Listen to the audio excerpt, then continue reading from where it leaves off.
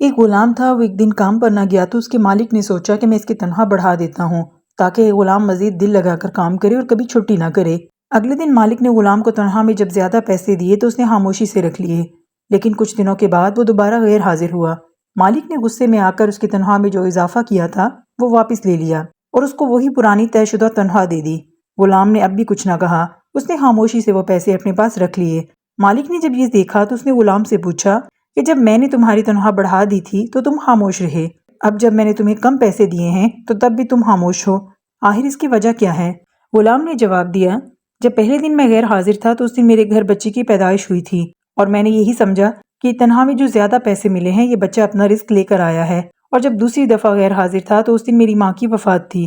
اور جب آپ نے مجھے تنخواہ میں کم پیسے دیے تو میں سمجھ گیا کہ یہ میری ماں کا رزق تھا جو اس کی وفات کے ساتھ ہی کم ہو گیا ہے۔